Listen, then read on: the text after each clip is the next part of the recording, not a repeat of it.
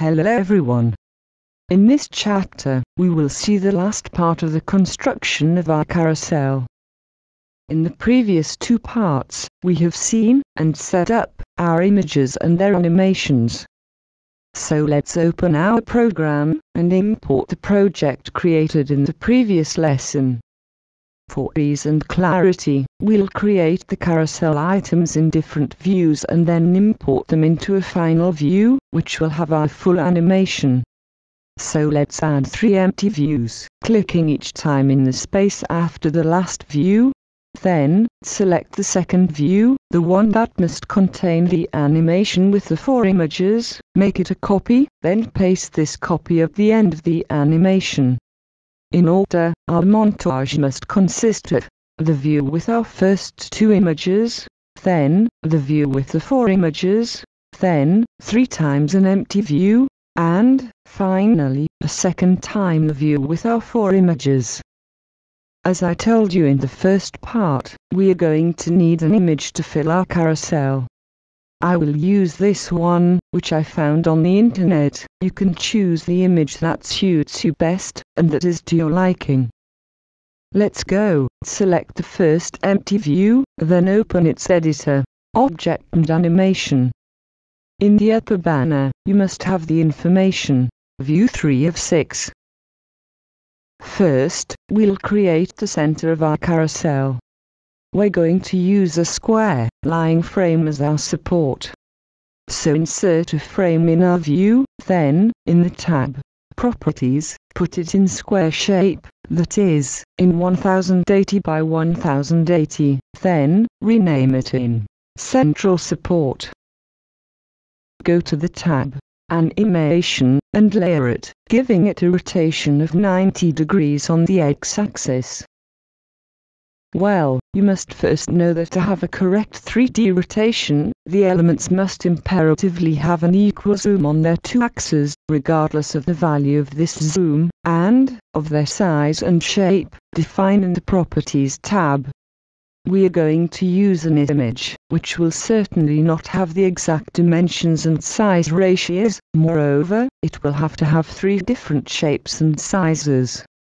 So if we give them a 3D rotation, we will have surprises, because we will have to modify their zoom to have the desired shapes.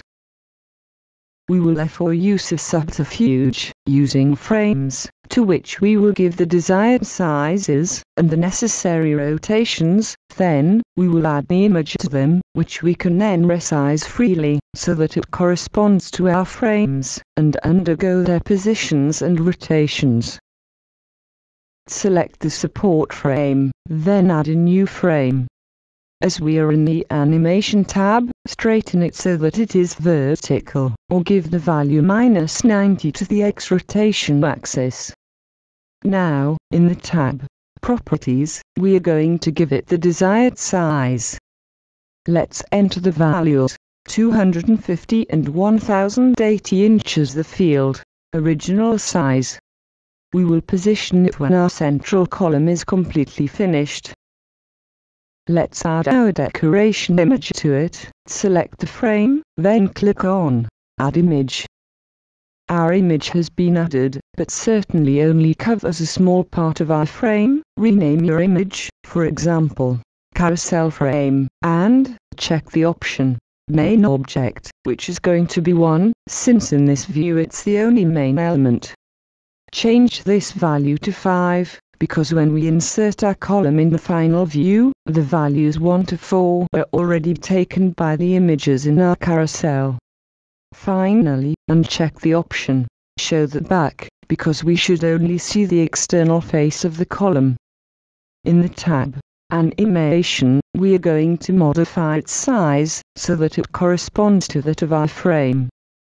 Disable the binding between the X and Y zoom, then, we need to modify one of the 2 values.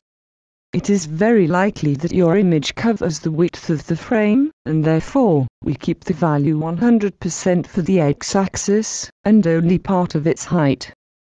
Increase the Y zoom value, until the height of our image perfectly matches that of the frame.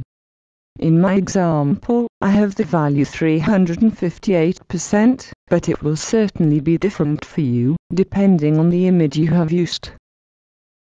Let's add the second side. Select the frame, then copy and paste it onto itself. We must have this result.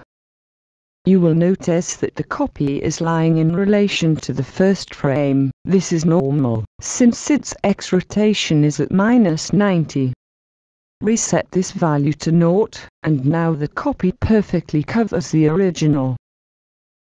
Select the copy of the frame, and we will create an octagonal column, that is, of 8 elements, which will therefore have a rotation of 45 degrees each, which will give us a total of 360 degrees. 8 times 45 degrees equals 360 degrees.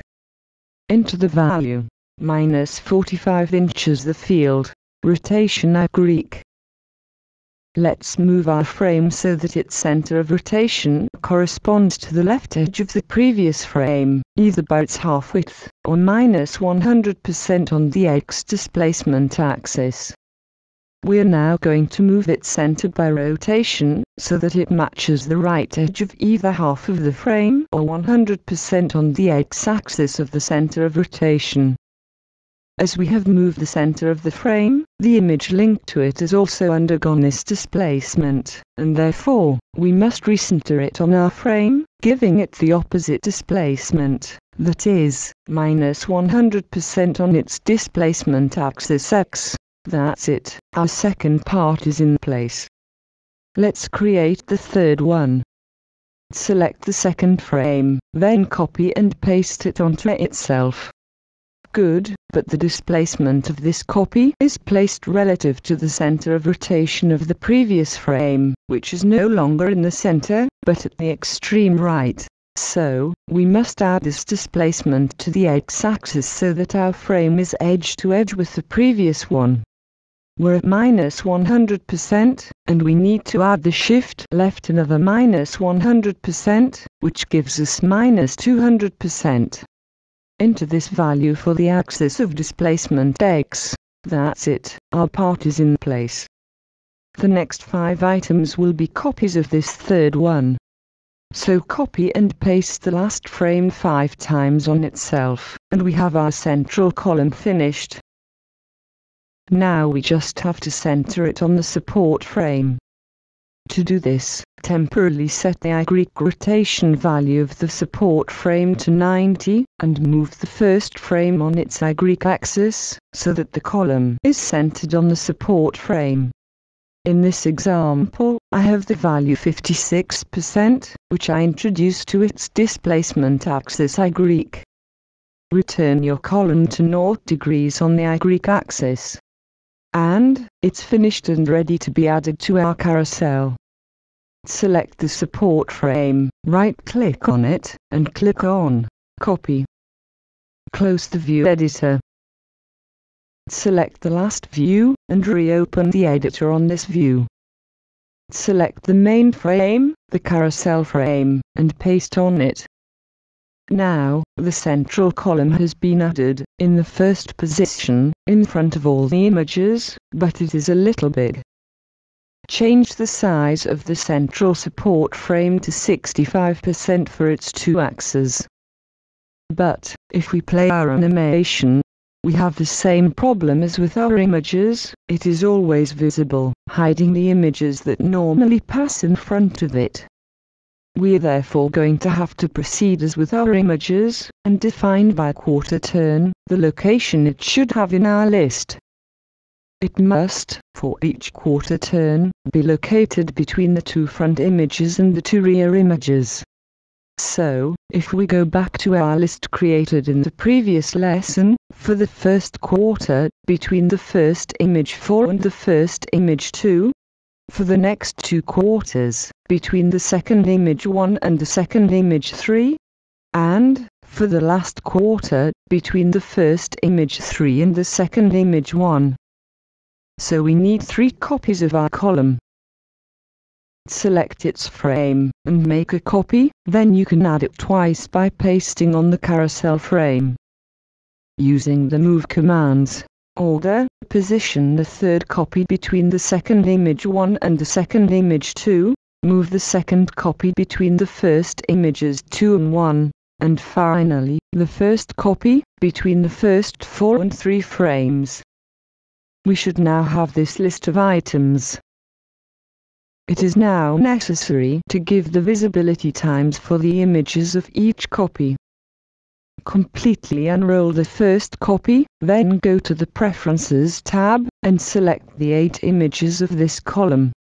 In the field Interval, enter the values 0 and 2001, this will be done automatically for all the selected images. Now, do the same for the second column, giving the interval values 1999 and 6001. Then, for the third, with the values 5999 and 8000. Here we can replay our animation, and now everything is correct. Our column well hides the images passing behind it, and we see the images passing in front of it. Close the edit window, and select the fourth view, where we will create the floor and the ceiling of our carousel, and open the editor for it. We are going to create a dodecahedron. We could use an external program to create a mask of this shape, but where would be the fun when we can do it exclusively with private? Indeed, thanks at the superposition of 3 square masks, we can obtain this form. So let's add a first mask with the command mask model, and in the mask property window, give it a square shape that is 1080 by 1080, then set it to 0 the 2 values, blur and corner radius. Select the mask container, then make a copy.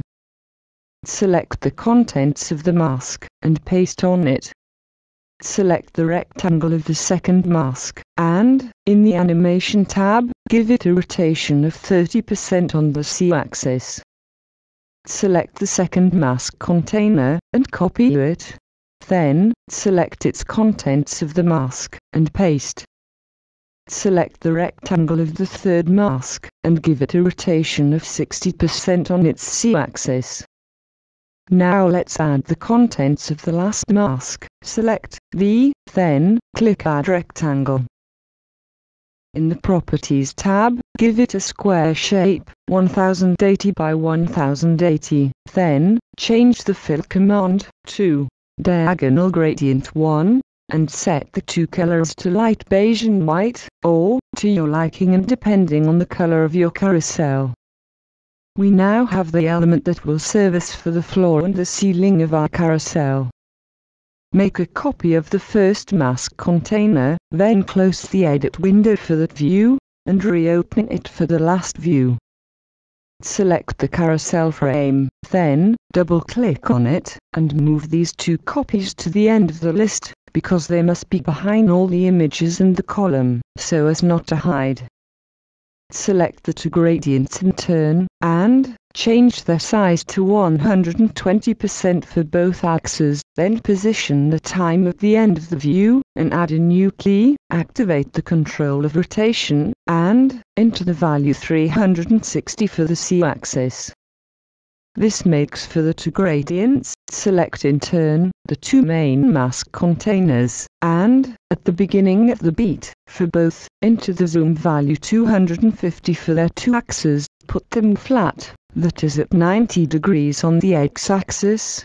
Then, modify their position so that it corresponds to the top edges and bottom of the column, that is, 62 inches I Greek for one, and, minus 62 for the other. Our carousel is now a little big for our view, so decrease its size to 90% for both axes of the carousel frame.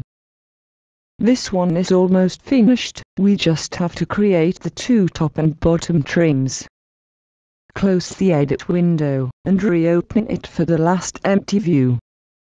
We are going to use the same principle as for the central column, except that we are going to create a tube with 12 faces, and therefore, with an angle of 30 degrees between faces.